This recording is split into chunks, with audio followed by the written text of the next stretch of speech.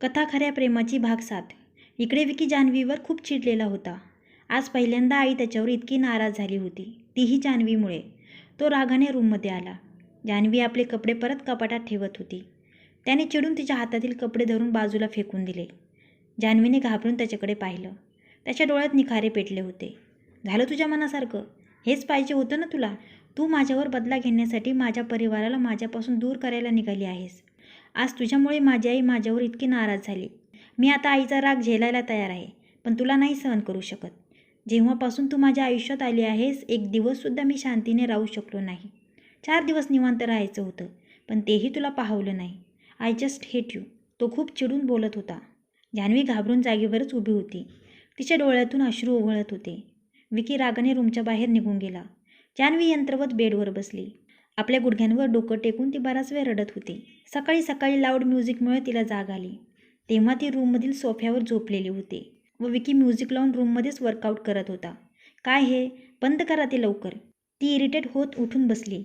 या म्युझिकमुळे बॉडीला एनर्जी भेटते, तो त्वऱ्यात म्हणाला.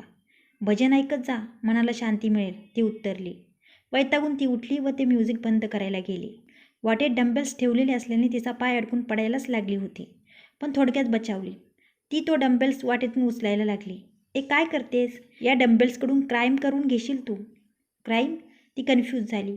हो, हे डंबेल्स उचलता उचलता जर तुझी हाडं मोडली तर आरोप तर बिचारा डंबेल्सवरच येईल ना, तो म्हणाला. तिने तो डंबेल्स उचलला. अरे वा, जिमला जातेस वाटतं तू. पण तुझी बॉडी बघून तर वाटत नाही तू जिमला जातेस म्हणून. पण हो, तुझी पुस्तकं पाहून वाटतं की बॉडी बनली आहे. पण या झबल्यामुळे समजतच नाही की बॉडी आहे की नाही, तो तिचा मजाक उडवत म्हणाला. तोंड बंद करून जर वर्कआउट केलं तर जास्त फायदा होईल. ती डंबेल्स त्याच्याजवळ ठेवून झटक्याने निघून गेली. मनात तर येतंय की याच डंबेल्सला बेल्ट बनवून तिच्या गळ्यावर ठेवावं. मग तोंड उघडणारच नाही. तो तिच्याकडे खुनशीने पाहत हळूच बोलला. जान्हवीने त्याच रूममध्ये एक छोटंसं देवघर बनवलं होतं. तिने भजन लावून डोळे बंद करून प्रार्थना करायला सुरुवात केली. त्या भजनाचा आवाज बंद करण्यासाठी विकीने परत ते म्युझिक खूप लाऊड आवाजात लावलं. त्या आवाजाने जान्हवी डिस्टर्ब झाली. तिने भजनाचा आवाज मोठा केला. त्यामुळे इरिटेट होऊन त्याने म्युझिकच बंद केलं. त्यांचं एकमेकांना टशन देण्याचं काम चालूच होतं. त्याने जाऊन सगळ्यात मोठ्या आकाराचे साऊंड रूममध्ये आणले व आणखी मोठ्या आवाजात म्युझिक लावलं. त्या आवाजामुळे भजन ऐकू येईनासं झालं. जान्हवी आरती करत होती. त्याने अंगातला शर्ट काढून तो कोपऱ्यात ठेवायला आला. इतक्यात जान्हवी मागं वळली. त्या दोघांची टक्कर झाली. त्याला पाहून जान्हवीने लगेच तोंड वळवलं. विकीही परत व्यायाम करायला लागला. कसा नास्तिक माणूस आहे. ना देवाची कदर आहे ना देवाच्या भजनाची, ती मनात म्हणाली. अचानक विकीने आणलेल्या साऊंडमध्ये गडबड झाली आणि म्युझिक बंद झालं. आता भजन मोठ्याने ऐकायला यायला लागलं. जान्हवी गालात हसली. विकीने परत म्युझिक सुरू करण्याचा प्रयत्न केला, पण ते चालू झालं नाही. शेवटी वैतागून त्याने येऊन भजन बंद केलं. जोपर्यंत माझं वर्कआउट होत नाही तू हे भजन नाही लावू शकत, तो म्हणाला. पण का? जान्हवी म्हणाली. कारण मी म्हणतोय म्हणून, विकी. मग मीही सांगते, भजन चालूच राहील. जान्हवी. ही माझी रूम आहे, विकी. या रूममध्ये हे माझं मंदिर आहे. जान्हवी. मला वर्कआउट करून ऑफिसला जायचं आहे, विकी. मलाही पूजा करून किचनमध्ये जायचं आहे. जान्हवी. हे घर माझ्यामुळे चालतं, तुझ्या किचनमध्ये जाण्यामुळे नाही. आणि परत माझ्या म्युझिकसमोर तुझं भजन लावायचं नाही, विकी ऑर्डर देत म्हणाला. तेव्हा याला थोडीशी अक्कल दे, जान्हवी हळूच म्हणाली. काय? तो म्हणाला. कॉफी पिल्यामुळे तुमचे डोकं थोडंसं शांत होईल, जान्हवी. तिच्याकडे रागाने पाहत त्याने घरातील सर्वंटला आवाज देऊन कॉफी आणायला लावली. पण आज विभाताईही विकीवर रागावलेल्या होत्या. त्या आज रूममधून बाहेरच आल्या नव्हत्या. हे कळताच विकी आणि जान्हवी लगबगीने आपली कामं सोडून आईच्या रूमकडे निघाले. रूम बाहेरच बाबा त्यांना भेटले. विकी, आई खूप नाराज आहे. मी समजावण्याचा प्रयत्न केला पण काही फायदा झाला नाही. आता तुम्ही दोघंच तिची मनधरणी करू शकता. त्यांना ऑल द बेस्ट म्हणून ते ऑफिसला गेले. विकीने दरवाजा वाजवला, पण आतून काहीच प्रतिसाद आला नाही. घाबरून त्याने आवाज दिले, पण काही फायदा झाला नाही. शेवटी जान्हवीने पुढे होऊन आईला आवाज दिला व तिने आवाज दिल्याबरोबर त्यांनी दरवाजा उघडला. आई, तुम्ही ठीक आहात ना? जान्हवी काळजीने म्हणाली. मी ठीक आहे बेटा, आई तिला प्रेमाने म्हणाल्या. आई, आम्ही किती घाबरलो होतो, तू आवाजच देत नव्हतीस, विकी आईजवळ येत म्हणाला. पण आई जान्हवीला म्हणाली, जान्हवी, मला फक्त तुझंच बोलणं ऐकायला येतंय, बाकीच्यांचं ऐकायला येत नाही. त्यांनी माझ्याशी बोलायचा प्रयत्न करू नये. आईच्या शब्दांनी विकीला फार वाईट वाटलं. जान्हवी, तुझ्या रूममधून भजनाचा आवाज येत होता, त्यांनी विचारले. हो आई, मी पूजा करत होते. जान्हवीने विकीकडे पाहिले. आज पहिल्यांदाच त्या रूममध्ये भजनाचा आवाज ऐकून मला खूप बरं वाटलं, आई तिच्याकडे पाहत म्हणाल्या. आई तुम्ही बसा, मी तुमच्यासाठी आरती घेऊन येते. एवढं म्हणून ती तिच्या रूमकडे गेली. बिबाताईंनी विकीकडे न बघता दरवाजा लावून घेतला. आई आपल्याशी बोललीही नाही म्हणून तो दुखावला गेला होता. रागाने रूममध्ये येऊन त्याने स्वतः भजन चालू केलं. जान्हवी आईला आरती देऊन परत आली. जान्हवीचे दोन्ही खांदे जोरात पकडून तिला ओढत त्याने तिला आपल्याकडे वळवले. समजतीस काय तू स्वतःला? खूप छान वाटतंय ना तुला हे सगळं पाहून? काय चुगली केली तू आईजवळ माझी, की आई माझ्यासोबत बोलतही नाही आहे? तुला माहीत आहे ना की माझं आईवर किती प्रेम आहे. आज पहिल्यांदाच आई माझ्याशी असं वागली आहे, तेही तुझ्यामुळं. त्यामुळे माझ्या हृदयात वेदना होत आहेत. तुला माझ्यावर सूट घ्यायचा आहे ना तर तू घे, पण जर का माझ्या आईला माझ्यापासून दूर करण्याचा प्रयत्न केला ना तर मी. तो तिला जोरात हिंदळून बोलत होता. काय कराल तुम्ही? यापेक्षा जास्त त्रास देताल मला? तिच्या बोलण्याने विकी शांत झाला. आणि बदला मी तुमचा नाही तर तुम्ही माझ्यावर घेताय. मी आईला काहीच नाही सांगितलं, कारण मी कधीच असं नाही करू शकत. माझी स्वतःची आई मला सोडून गेली आहे. मी तुम्हाला तुमच्या आईपासून दूर कशी करेल? मला नातं जोडायला आवडतं, तोडायला नाही. जान्हवी शांतपणे बोलत होती. विकीने अजून तिला पकडलेलं होतं, पण तो तिच्या डोळ्यांमध्ये पूर्णपणे हरवला होता. जसं काही हे सगळं तिचे डोळेच बोलत होते. मला ठाऊक आहे की आई माझ्यामुळे तुमच्यावर रागावल्या आहेत. मला हेही ठाऊक आहे की तुम्ही आईवर किती प्रेम करता. आईने एका परक्या मुलीसाठी तुमच्यावर रागवायला नको होतं. मी तुमच्या वेदना समजू शकते. मी तुमच्या डोळ्यात माझ्यासाठी द्वेष बघितला आहे, पण आपल्या कुटुंबासाठी प्रेमही बघितलं आहे. तुमचा आईंमध्ये खूप जीव आहे. त्यामुळे मी आईंना तुमच्यावर राग सोडून तुम्हाला माफ करायला जरूर सांगेल. ते दोघेही एकमेकांकडे पाहत होते. विकी तर तिच्या डोळ्यांमध्ये पूर्णपणे बुडाला होता. विकी माझा हात दुखतोय, जान्हवी त्याला म्हणाली. ते ऐकून विकी भानावर आला. त्याने पटकन तिला सोडलं. सॉरी, तो थोडं थांबून म्हणाला. मी आईशी बोलून येते. ती तिथून बाहेर गेली. विकी विचारात पडला. आज मी जेव्हा तिच्या डोळ्यात पाहिलं तेव्हा मला वाटलं की ती खरं बोलते. ती माझ्या वेदनांना समजू शकते. का कोण जाणे, मला वाटलं की तिचे डोळे खरं बोलत होते. तो मनात म्हणाला. पण नाही, त्या जान्हवीवर मी विश्वास ठेवू शकत नाही. आज मला फक्त तिचे डोळे दिसत होते आणि तिचं बोलणं ऐकू येत होतं. ती मला हिप्नोटाईज तर करत नाही आहे ना? तो पुन्हा तिच्या विरोधात विचार करायला लागला. इकडे जान्हवी आईकडे आली. आई प्लीज यांना माफ करा ना. त्यांच्यावरचा राग सोडून द्या ना प्लीज. त्यांना खूप वाईट वाटते तुम्ही बोलत नाही म्हणून. त्यांचं खूप प्रेम आहे तुमच्यावर, ती कळवळीने म्हणाली. जान्हवी अगं मी विकीला चांगलाच ओळखते. मला ठाऊक आहे की त्याला कसं सरळ करायचं ते. तू उगाच मध्ये पडू नकोस. मी बरोबर करते सगळं. एवढं बोलून आई बाहेर गेल्या. माहीत नाही आई किती दिवस यांच्यावर नाराज राहतील, जान्हवी काळजीने म्हणाली. इकडे विकी एका पुस्तकातून हिप्नोटिझमविषयी माहिती वाचत होता. हिप्नोटिझम एक अशी कला आहे ज्यात डोळ्यांद्वारे दुसऱ्यांच्या डोक्यात घुसता येतं. कुणालाही वश करून त्याला आपण जे म्हणू ते त्याच्याकडून करून घेतलं जाऊ शकतं. आणि महत्त्वाचं म्हणजे समोरच्याला माहीतच होत नाही की त्याला वश केलं जातंय. विकी विचारात पडला. याचा अर्थ ती जान्हवी माझ्यावर जादू करत आहे. तिच्या त्या साध्या भोळ्या डोळ्यांच्या आड तिचे चालाक डोळे आहेत. हां, तिला माझी सारी माहिती काढायची आहे. माझे बँक अकाउंट, सारे पासवर्ड. काहीतरी मार्ग असेलच तिच्यापासून वाचण्याचा. तो पुस्तकात शोधू लागला आणि शेवटी त्याला तो सापडला. हिप्नोटिझमपासून वाचण्याचे 10 उपाय. 1. ज्याच्यावर तुम्हाला संशय आहे त्याच्या डोळ्यात अजिबात बघू नका. त्याच्यापासून दूर राहा. तो जे म्हणेल त्याचं उत्तर नाही असं द्यावं. तो रूममध्ये फिरत फिरत वाचत होता. इतक्यात जान्हवी त्याच्यासमोर आली. त्याने डचकून तोंड फिरवले. तू काय करत आहेस? तो म्हणाला. मी तुमच्यासाठी कॉफी आणली होती. नाही पाहिजे, त्याने पुस्तकात सांगितल्याप्रमाणे उत्तर दिले. मी नाही बनवली, आईंनी बनवली आहे. त्यांना म्हटलं की मला हवी आहे म्हणून त्यांनी बनवली. नाही पाहिजे, विकी म्हणाला. त्याला कॉफी तर पाहिजे होती पण तो नाईलाजाने म्हणत होता. ठीक आहे, मी परत नेते. ती जाण्यासाठी वळली. तोच न राहून विकी तिच्याकडे वळून म्हणाला. मला हवी आहे कॉफी. हे ऐकताच जान्हवी परत मागे वळली व ती वळताच विकीनेही घाईने तोंड वळवले. एक काम कर, ती कॉफी इथे ठेवून दे. तिने तो ट्रे खाली ठेवला. विकी पुढे पाहत मागे हात करून तो कॉफीचा मग घेण्याचा प्रयत्न करत होता. त्याला तसं करताना पाहून जान्हवीला हसायला आलं. तुमची तब्येत ठीक आहे ना? मी इथे उभी आहे आणि तुम्ही तिकडे पाहून काय बोलताय? ती त्याच्याकडे जात म्हणाली. अरे तू जा ना, का माझ्या पाठीमागे लागली आहेस? माझ्या मागं हजारो कामं आहेत. तो परत तिच्याकडे पाठ करून उभा राहिला. मग करा ना काम, जान्हवी. तू माझ्या डोक्यावर उभी राहिलीस तर कसं होईल काम? विकी.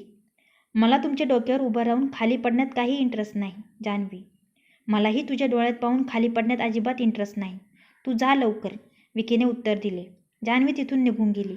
ती गेल्यावर त्याने हळूच मागे बघून ती गेल्याची खात्री केली व निवांत कॉफी प्यायला सुरुवात केली. जान्हवी खाली गेली. नुपूरच्या रूममध्ये जाऊन त्यांनी थोडा वेळ गप्पा मारल्या. नुपूर सोबत वेळ घालून जान्हवीला बरं वाटायचं. दिवसेंदिवस तिचं आणि नुपूरचं मैत्रीचं नातं अजूनच मजबूत होत चाललं होतं.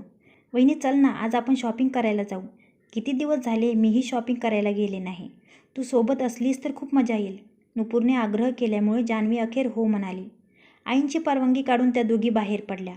नुपूर तिला एका मोठ्या डिझायनर स्टोअरमध्ये घेऊन गेली. त्या स्टोअरच्या ओनरने त्यांचे स्वागत केले. जान्हवी ही विकीची वाईफ आहे हे समजल्यावर त्याने जान्हवीला स्टायलिश ड्रेस दाखवायला सुरुवात केली. खरं तर जान्हवी त्या प्रकारचे ड्रेस घालतच नव्हती, त्यामुळे तिने त्याला ते ड्रेस नको म्हणून सांगितलं. पण नुपूरने तिला आग्रह केला, वहिनी तू ट्राय तर करून बघ, खूप छान दिसतील ते तुला. त्यामुळे जान्हवी ते ड्रेस घेऊन ट्राय करायला गेली. नुपूर स्वतःसाठी ड्रेस शोधण्यात बिझी झाली. इतक्यात विकी काव्याला घेऊन तिथे आला. त्याला ठाऊक नव्हते की नुपूर आणि जान्हवी ही शॉपिंग करायला आले आहेत. त्याने येताच काव्यासाठी लेटेस्ट कलेक्शनचे ड्रेस दाखवायला सांगितले.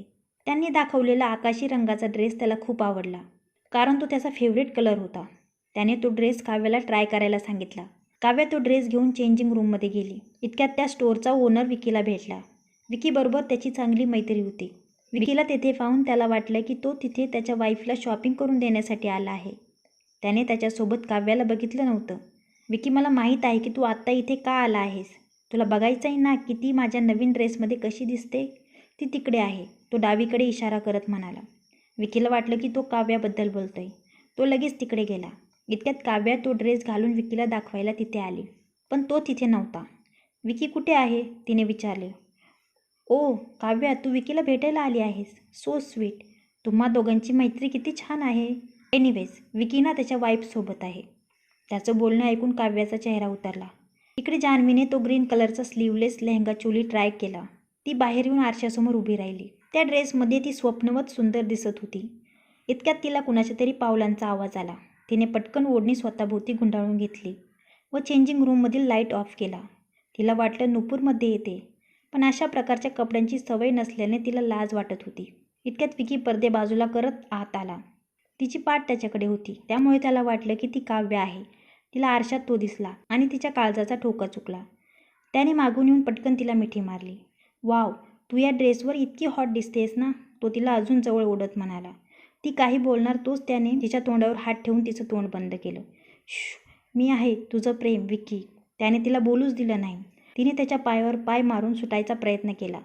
तू इतकी का सुटका करून घेण्यासाठी प्रयत्न करते आहेस. तुला माझं जवळ येणं आवडत नाही आहे का. Come on baby, it's me Vicky. इथे कुणी नाही येणार.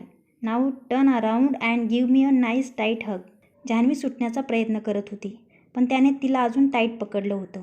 वा, तू तर खूप स्लिम झाली आहेस. वेट लॉस केला आहे वाटतं, तो तिच्या कमरेला पकडत म्हणाला. इकडं काव्या पटकन विकीला शोधायला लागली. तिने विकीचा आवाज ऐकून पडदे बाजूला केले. तेथे तिने पाहिले की विकीने जान्हवीला मागून घट्ट मिठी मारलेली होती. विकी, ती जोरात ओरडली. तिचा आवाज ऐकून विकी बाजूला झाला. काव्या, तू इथं आहेस. जर तू इथे आहेस तर ही कोण आहे. पण तोपर्यंत जान्हवी तिथून पळत बाहेर निघून गेली होती. काव्य ही रागाने तिथून बाहेर गेली. विकीने तिच्या मागे जाऊन तिला अडवलं. तू मध्ये काय करत होतास. काव्या नाराज होत म्हणाली. तू बाहेर काय करत होतीस, आणि जर तू बाहेर होतीस तर मध्ये कोण होतं. तो गोंधळून म्हणाला. कमॉन विकी, जास्त भोळा बनण्याचा प्रयत्न करू नकोस. मला माहीत आहे की तू जान्हवीसोबत होतास. जान्हवी, ती इथं कशाला येईल. तो अविश्वासाने म्हणाला. आणि मला खरंच माहीत नव्हतं की तू आतमध्ये नाहीस. विकी, तुला माझ्यात आणि तिच्यात काही फरक नाही समजला. काव्या, मध्ये अंधार होता. विकी एवढंसं तोंड करत म्हणाला. तो अंधार तू केला होतास. आणि काय म्हणत होतास तू मध्ये. वेट लॉस केला आहे. किती स्लिम आहेस. जर ती स्लिम आहे तर मी काय जाड आहे. ती रागवत म्हणाली. ओ प्लीज, तू तर हवेसारखी हलकी आहेस. You are so light. तो तिला बिलगून तिची समजूत काढण्याचा प्रयत्न करत होता, पण ती रागाने तेथून निघून गेली. हे सगळं माझ्यासोबतच का होतंय, तो वैतागून म्हणाला व तिच्या मागे गेला. इतक्यात जान्हवी त्याच्यासमोर आली. ती आता तिच्या नेहमीच्या कपड्यात होती. तू तू मला सांगितलं का नाहीस की चेंजिंग रूममध्ये तू होतीस, तो चिडून म्हणाला. मी सांगणारच होते, पण तुम्ही माझं तोंड बंद केलं होतं, ती शांतपणे म्हणाली. तुझं तोंड मी माझ्या हाताने बंद केलं होतं. आता हात धुवावे लागतील मला, तो तोंड वाकडं करत म्हणाला. आणि मला माझं तोंड धुवावं लागेल. ती अजूनही शांत होते. तू ना जाऊन गंगा नदीत डुबकी मारून ये, तो म्हणाला. यावर तिने डोळे मोठे करत त्याच्याकडे पाहिलं. दोघेही चिडून तेथून जायला लागले, पण प्रत्येक वेळी ते एकमेकांना धडकत होते. शेवटी दोघंही विरुद्ध दिशांना निघून गेले. नुपूर आणि जान्हवी घरी आल्या. त्यांनी घरातल्या प्रत्येकासाठी खूप सारी शॉपिंग केली होती. सगळ्यांना जान्हवीने घेतलेले कपडे खूप आवडले. फक्त विकीच असा होता की त्याने ते कपडे उघडून पाहिलेही नाहीत. इतक्यात बाबांनी सर्वांना एक आनंदाची बातमी सांगितली की याच आठवड्यात ते नुपूरची एंगेजमेंट करणार आहेत. नुपूरचे सासरचे लोकही यासाठी सहमत आहेत. त्यामुळे सगळ्यांना खूप आनंद झाला. त्यांना आता एंगेजमेंटच्या तयारीला सुरुवात करायची होती. जान्हवीने नुपूरच्या गळ्यात पडून तिचं अभिनंदन केलं. नंतर ती आपल्या रूममध्ये आली. तिने कपडे व टॉवेल घेतला व आंघोळीसाठी बाथरूममध्ये गेली. तिने कपडे एका बाजूला ठेवले व दरवाजा बंद करण्यासाठी वळले. इतक्यात विकी शिट्टी वाजवत मध्ये आला. हे काय चालू आहे? तुम्हाला दिसत नाही का मी मध्ये आहे? मला आंघोळ करायची आहे, तुम्ही बाहेर जा. ती त्याच्यासमोर उभी राहिली. मला बघायचं आहे, तो म्हणाला. काय म्हणालात? ती डोळे मोठे करत म्हणाली. मला बघायचं आहे की तू माझ्या अगोदर कशी काय आंघोळ करतेस. हे तुम्ही चुकीचं करत आहात जान्हवी. तू काय एखादी टीचर आहेस? सारखी मला चूक बरोबर शिकवत असतेस. विकी, पण मी तुम्हाला मॅनर्स शिकवू शकते ना. प्लीज तुम्ही बाहेर जा. मला आंघोळ करायची आहे. जान्हवी, हे घर, ही रूम आणि हे बाथरूम कुणाचं आहे? विकी, तुमचं. जान्हवी म्हणाली. मग इथं आधी आंघोळ करण्याचा हक्क कुणाचा आहे? विकी, तुमचा. जान्हवी चुकून बोलून गेली. आता तू हे मान्य केलंच आहे तर तू लवकर बाहेर जा. मला मीटिंगला जायचं आहे. विकी तिला शब्दांच्या जाळ्यात फसवत म्हणाला. पण मला आईबरोबर बाहेर जायचं आहे. जान्हवी, हे बघ, तू मला आईचं नाव घेऊन घाबरवू नकोस. मी बाहेर जाणार नाही, तो हट्टाने म्हणाला. मग मीही बाहेर जाणार नाही.